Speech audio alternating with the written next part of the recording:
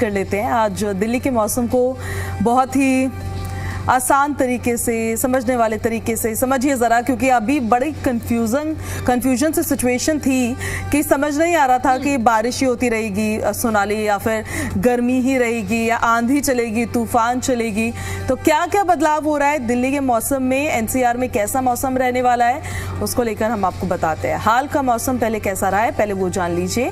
हाल ही में मौसम विभाग ने येलो अलर्ट जारी किया था, और येलो अलर्ट का मतलब ये होता है कि मौसम में बदलाव हो सकता है, जैसे कि हल्की बारिश, तेज हवा, या फिर आसमान में बादल छाए रहना। असल में दिन भर तेज बारिश नहीं हुई, बल्कि कुछ जगहों पर सिर्फ हल्की बूंदाबांदी ही देखने को मिली। रात के समय कुछ इलाकों में थोड़ी थोड़ी बारिश दर्ज की गई, जैसे कि पालम में करीब 1.9 मिलीमीटर बारिश दर्ज की गई। वैसे ही लोधी रोड में भी, रिज और आया नगर में भी हल्की हल्की बारिश दर्ज की गई है, लेकिन दिन के समय ज्यादा बारिश नहीं हुई, यानी कि कुल मिलाकर मौसम शांत रहा, बस हल्की फुल्की बारिश हुई। तापमान में क्या बदलाव आया वो भी जरा हम आपको पहले बता देते हैं। अब बात करते हैं तापमान की, जो मौसम को समझने का सबसे जरूरी हिस्सा है। न्यूनतम तापमान, रात का जो तापमान रहा वो 20.7 डिग्री सेल्सियस, ये सामान्य से थोड़ा ज्यादा है। और अधिकतम तापमान की बात करें, यानी कि दिन का जो तापमान रहा वो 32 डिग्री सेल्सियस रहा, ये सामान्य से कम है। इसका मतलब क्या हुआ वो भी जरा हम आपको बता देते हैं। रात थोड़ी गर्म रही, लेकिन दिन में गर्मी कम महसूस हुई। ऐसा क्यों हुआ? क्योंकि आसमान में बादल छाए रहे। बादल सूरज की गर्मी को सीधे जमीन तक नहीं आने देते हैं, इसीलिए तापमान में गिरावट दर्ज की गई। अगले 2 दिनों की अगर हम बात कर ले पूजा, तो अगले 2 दिनों में कैसा मौसम रहने वाला है वो भी जरा हमारे दर्शकों को बता दीजिए। ये बात आपने बिल्कुल ठीक कही है कि दोपहर के वक्त में उतनी गर्मी महसूस नहीं हो रही थी, लेकिन रात के वक्त में, क्योंकि अगर आप एसी का इस्तेमाल कर रहे हैं तो आपको पता नहीं लगेगा, बट अगर आप अभी सिर्फ पंखे का ही सहारा ले रहे हैं तो बिल्कुल ये महसूस हो रहा था कि रात के वक्त में आपको गर्मी महसूस हो रही थी। और ये थोड़ा सा वियर्ड भी था, कल मुझे भी सोचने पर इसने मजबूर कर दिया था। लेकिन अब आगे आने वाले दिनों में मौसम किस तरीके का रहने वाला है ये भी जरा आपको बताते हैं। आसमान में बादल छाए रहेंगे, ज्यादा बारिश की संभावना नहीं है। मौसम थोड़ा ठंडा रहेगा, सुहावना रह सकता है, यानी कि इन दिनों में आपको गर्मी से तो राहत मिल सकती है। वो चिलचिलाती हुई गर्मी, वो टैनिंग का डर, वो फिलहाल अभी नहीं रहने वाला है। तो आगे क्या बदलाव होगा ये भी जरा समझ लीजिए आप। सबसे जरूरी अपडेट है ये, आने वाले दिनों में मौसम फिर से बदल सकता है, ऐसा मौसम विभाग का कहना है। तेज हवाएं चल सकती है, बारिश होने की संभावना है, और इसके लिए फिर से येलो अलर्ट भी जारी किया गया है। इसका साफ मतलब है कि मौसम अचानक बदल सकता है, इसलिए आपको थोड़ा सावधान रहने की जरूरत है। अगर हम आज की बात करें तो मौसम विभाग की तरफ से आज के दिन के लिए बारिश को लेकर अलर्ट जारी किया गया, और इसी के साथ साथ आज सुबह से ही दिल्ली एनसीआर के कई ऐसे इलाके हैं जहां पर हल्की बूंदाबांदी देखने को मिल रही है। हवा की बात करें तो हवा की गुणवत्ता में सुधार है। अब सबसे अच्छी बात तो यही है दिल्ली एनसीआर वालों के लिए कि हवा की गुणवत्ता में सुधार है। हल्की बारिश और तेज हवा की वजह से दिल्ली की हवा साफ है। एयर क्वालिटी इंडेक्स की बात करें तो अब 137 पर आ गया है, यह मध्यम श्रेणी में आता है। पहले हवा खराब थी, लेकिन अब इसमें सुधार देखने को मिल रहा है बारिश और धूल की वजह से। अब क्योंकि बारिश से जो धूल है, वो धूल के जो कण है वो बैठ जाते हैं, इसकी वजह से हवा में सुधार दर्ज की गई है। मौसम विभाग की बात करें तो आईएमडी के अनुसार अगले कुछ दिनों तक AQI मध्यम श्रेणी में रह सकता है, यानी कि हवा ज्यादा खराब नहीं होगी, लेकिन मौसम बदलता रहेगा। वहीं मौसम विभाग की तरफ से आने वाले दिनों के लिए भी बारिश को लेकर के अलर्ट जारी किया गया, और साथ ही साथ ये भी कहा जा रहा है कि अप्रैल का जो महीना है वो ज्यादा गर्म नहीं रहने वाला है, यानी कि अप्रैल का महीना भी मार्च की तरह कूल रहने वाला है। बस ऐसे ही मई जून जुलाई भी निकल जाए फिर तो मानसून ही आ जाएगा। लेकिन सीरियसली सोनाली, जो दिल्ली की गर्मी होती है ऐसी प्रचंड गर्मी होती है, और मुझे तो लगता है कि यहाँ पर हर मौसम अपने पीक पे होता है। गर्मी हो रही है तो वो आपको बहुत परेशान कर रही है, वो अपने पीक पे है। बारिश होती है तो वो अपने पीक पे होती है, हर जगह पानी ही पानी नजर आता है, इतना ज्यादा जल भराव हो जाता है। और फिर सर्दी होती है तो सर्दी में इतनी गलन बढ़ जाती है कि लोग सोचने लग जाते हैं कि फटाफट गर्मियां आए। लेकिन इस बार बहुत जल्दी आ गई थी, पर बीच में जो ये वेस्टर्न डिस्टर्बेंस ने अपना कमाल दिखाया। कमाल तो हम इसलिए बोल रहे हैं क्योंकि हम उस गर्मी से परेशान हो रहे थे बहुत ज्यादा। तो वेस्टर्न डिस्टर्बेंस की वजह से असर जो देखने को मिला है, उसी की वजह से ये मौसम में तब्दीली देखने को मिल रही है। अब हम आगे बढ़ते हैं और अब आपको बताते हैं, दिल्ली सरकार ने दिल्ली में बाढ़ की समस्या से निपटने के लिए जापान मॉडल पर काम करने की तैयारी की है। साल 2023 के बाढ़ के बाद सरकार ने इस दिशा में तेजी से काम शुरू किया ताकि भविष्य में हालात पर बेहतर नियंत्रण पाया जा सके। योजना के तहत यमुना नदी के अतिरिक्त पानी को डाइवर्ट करने की रणनीति तैयार की गई है।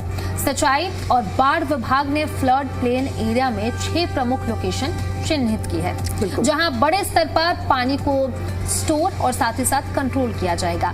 करीब 15 माइन पिट्स बनाए जाएंगे, जिनमें लगभग 5200 MLD पानी स्टोर किया जाएगा। और खास बात तो ये है पूजा कि इस पानी को करीब 60 दिनों तक सुरक्षित रखा जा सकेगा, जिससे बाढ़ के समय जल स्तर को नियंत्रित करने में मदद मिलेगी। इसके अलावा जापान की तर्ज पर 18 डाइवर्जन चैनल्स बनाए जाएंगे, जिससे अतिरिक्त पानी को दूसरी जगहों पर मोड़ा जाएगा। इससे निचले इलाकों में जलभराव की समस्या काफी हद तक कम होने की उम्मीद जताई जा रही है। सरकार का कहना यह है कि ये योजना न सिर्फ बाढ़ नियंत्रण बल्कि बेहतर जल प्रबंधन की दिशा में भी एक बड़ा कदम साबित होगी। तो अब सरकार की तरफ से मॉनसून आने से पहले इसको लेकर के तैयारी की गई है। अब ऐसे में देखने वाली बात होगी, जिस तरीके के हालात पिछले वर्ष देखने को मिले थे उसके पिछले वर्ष बिल्कुल ऐसे हालात ना बने। अब देखने वाली बात होगी, क्योंकि सरकार की तरफ से तैयारी तो पहले से की जा रही है।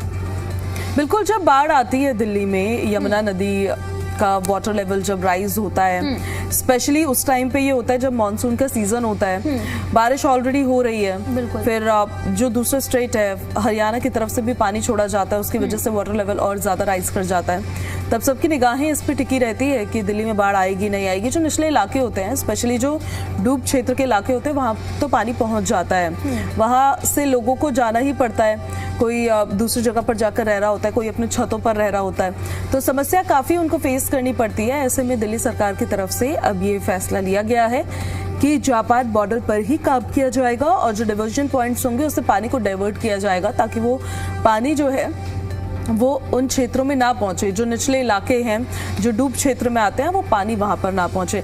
इससे फायदा मॉनसून सीजन के टाइम पर उन लोगों को जरूर होगा, क्योंकि उनकी समस्याएं बहुत ज्यादा बढ़ जाती है उस वक्त में। सिर्फ पानी नहीं आ रहा है वहां पे, अब यमुना का जो पानी आ रहा है वो पानी वी ऑल नो दैट कि वो पानी साफ नहीं है, वो पानी हेल्दी नहीं है, वो गंदा पानी होता है। और फिर उस गंदे पानी की वजह से बीमारियों का खतरा भी और ज्यादा बढ़ जाता है, क्योंकि जब भी बाढ़ आती है कहीं पे तो उसके बाद सबसे ज्यादा इश्यूज यही होते हैं कि वहां पर बीमारी फैलने का खतरा हो जाता है, पानी के वहां पर काफी दिनों तक रुके रहने की वजह से।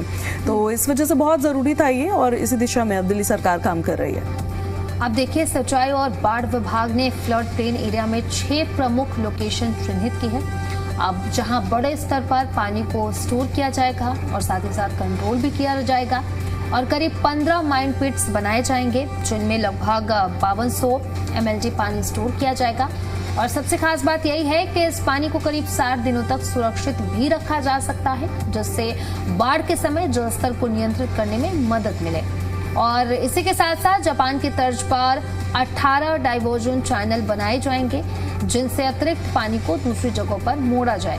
अब इससे ऐसा होगा, जो निचले इलाके हैं वहां पर पानी का ठहराव जो है वो ज्यादा नहीं होगा, जो निचले इलाके में लोग रहते हैं उन्हें ज्यादा परेशानी नहीं होगी। और जैसे कि आपने बताया कि यमुना नदी में झाग और झाग की वजह से लोगों को काफी परेशानी होती है।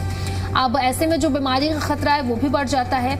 अब जब ये जो पानी है, बाढ़ का पानी है, उसे डाइवर्ट किया जाएगा तो शायद जो वहाँ पर लोग रहते हैं उनको फायदा मिलेगा। आज जो बीमारी तो का खतरा पता है इवन और ज्यादा वहाँ पर झाग देखने को मिल रहा है। यूजुअली क्या होता है, जब हम कालिंदी कुंज के साइड से आ रहे होते हैं तो हमें यमुना के वो जो ब्रिज है उसके एक साइड पे तो बहुत सारा झाग दिखता है, और एक साइड पे, और ये मैं ये नहीं बोल रही हूँ कि वो opposite side, on this very same side एक साइड पे झाग होता है, दूसरे पे नहीं होता है। लेकिन आज इतना झाग था इस साइड, राइट साइड में, कि उसके लेफ्ट साइड में भी वो पहुंच गया था।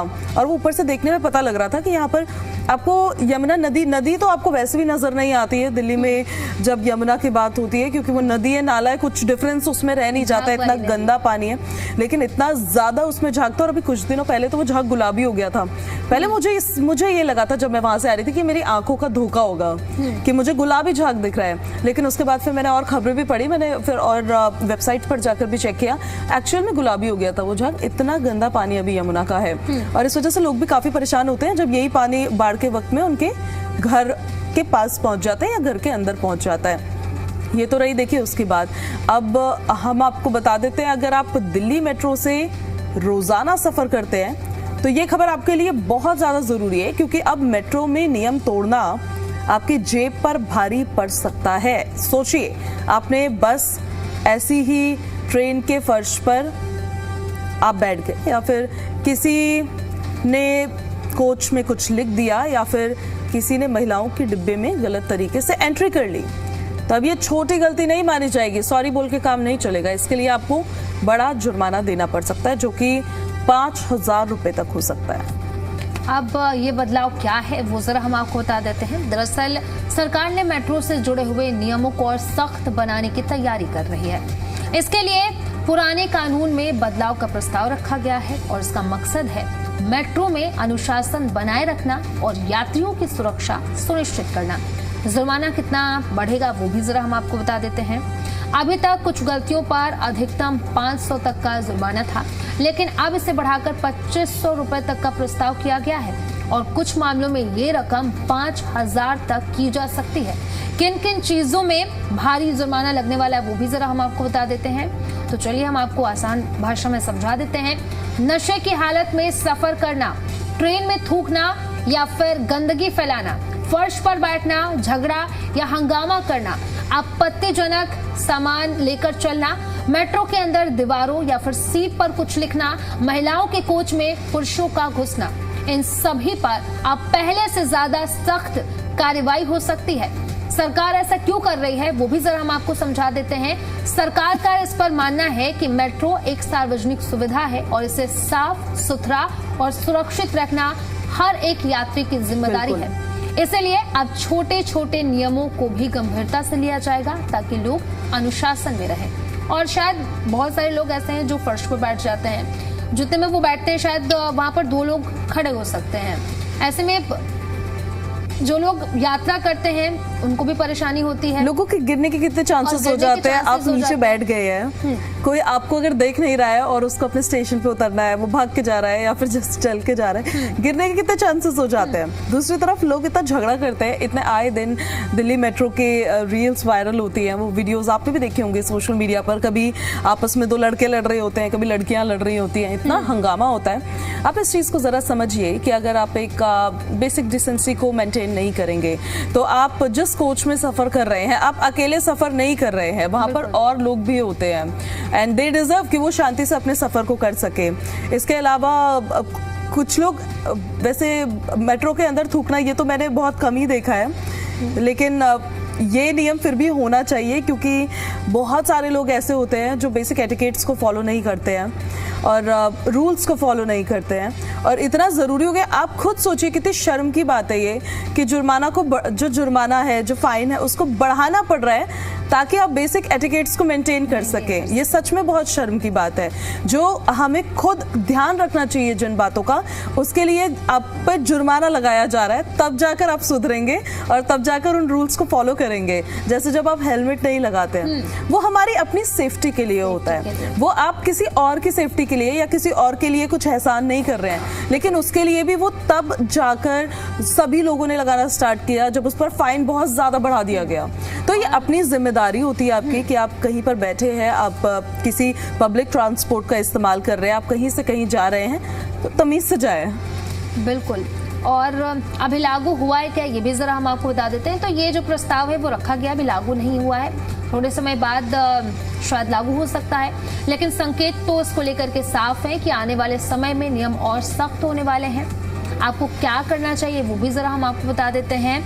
देखिए, नियमों का आप पालन करें, साफ सफाई बनाए रखें, दूसरों का सम्मान करें, मेट्रो को अपना समझकर इस्तेमाल करें और आखिर में मेट्रो हमारी रोजमर्रा की जिंदगी का अहम हिस्सा है। बहुत सारे लोग हैं जो रोजमर्रा की जिंदगी में इस्तेमाल करते हैं, ऑफिस जाने के लिए, हॉस्पिटल जाने के लिए, हर कोई मेट्रो का इस्तेमाल करता है। ऐसे में ये आपकी जिम्मेदारी बनती है कि अगर आप मेट्रो में सफर करते हैं तो आप उसकी साफ सफाई का भी ध्यान रखें और साथ ही साथ जो नियम है उसको आप जरूर उसका पालन करें।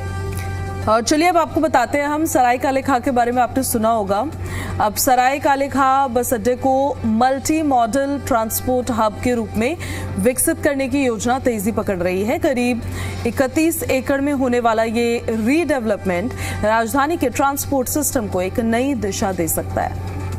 इस प्रोजेक्ट के तहत बस अड्डे को अत्याधुनिक इंटर स्टेट बस टर्मिनल में बदला जाएगा, जहां मेट्रो, रेलवे और रोड ट्रांसपोर्ट को एक ही जगह पर जोड़ा जाएगा।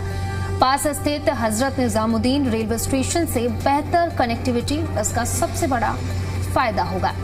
यहां कैब, ऑटो और निजी वाहनों के लिए बेहतर पिकअप और ड्रॉप सिस्टम के साथ बड़ी पार्किंग सुविधा की भी विकसित की जाएगी। और खास बात यह है कि ये प्रोजेक्ट सिर्फ ट्रांसपोर्ट तक सीमित नहीं है, इसमें कमर्शियल स्पेस, ऑफिस, मॉल और रिहायशी प्रोजेक्ट्स भी शामिल किए जाएंगे।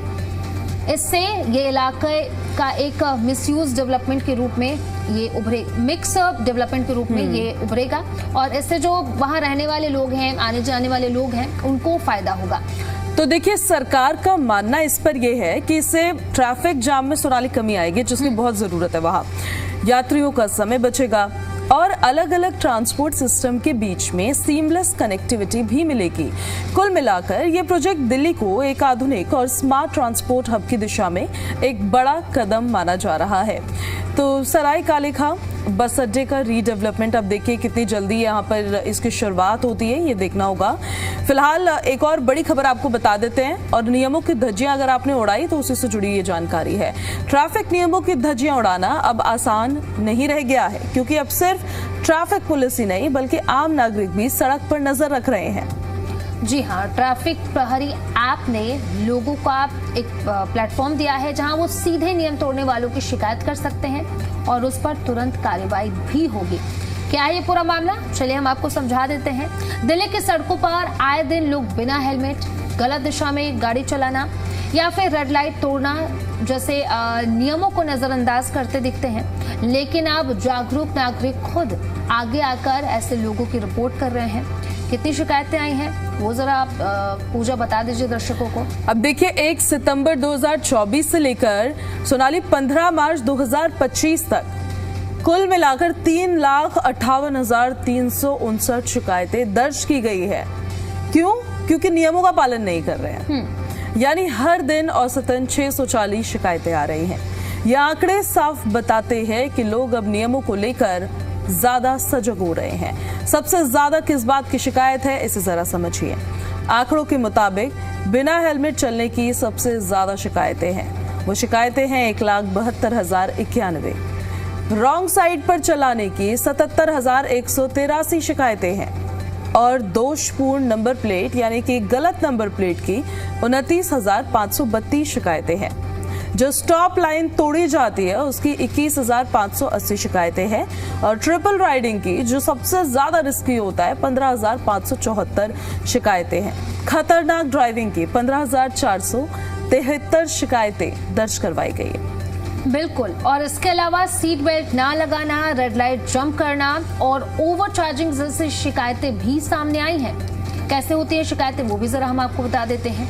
इस ऐप की खास बात यह है कि फोटो के जरिए छोटे उल्लंघन रिपोर्ट किए जाते हैं, वीडियो के जरिए गंभीर मामले जैसे कि रेड लाइट, जंपिंग या फिर खतरनाक ड्राइविंग की शिकायत जो है इस ऐप के जरिए आप कर सकते हैं।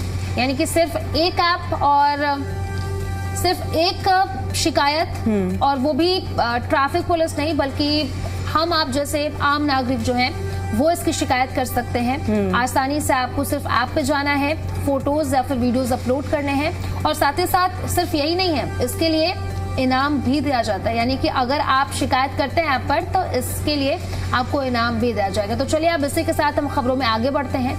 दिल्ली में आज यानी कि रविवार को बड़े आयोजनों के चलते ट्रैफिक व्यवस्था प्रभावित रहने की संभावना है। राजधानी की ट्रैफिक पुलिस ने एडवाइजरी जारी कर लोगों से पहले से प्लानिंग करने की अपील की है। ये जो पहला कार्यक्रम है वो तो है पीएनबी शोल्डरथॉन दिल्ली हाफ मैराथन, जो कि जेएलएन स्टेडियम में सुबह 5:30 बजे से शुरू हुआ था और ये 10 बजे तक चलने वाला है।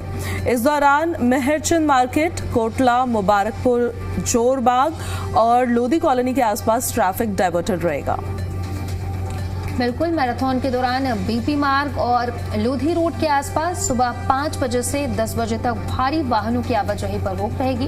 वहीं सीजो कॉम्प्लेक्स, सेकेंड और 4th एवेन्यू पर जाम की आशंका जताई गई है। और दूसरा बड़ा आयोजन है करोल बाग में भगवान महावीर जन्म कल्याण महोत्सव की शोभा यात्रा, जो सुबह 10 बजे से शाम 5 बजे तक निकाली जाएगी, जिसमें करीब 500 श्रद्धालु, 12 झांकियां और 2 रथ शामिल होंगे। यानी कि अगर आप घर से बाहर निकल रहे हैं तो एक बार ट्रैफिक एडवाइजरी जरूर चेक कर लें, गूगल मैप का इस्तेमाल आप जरूर करें।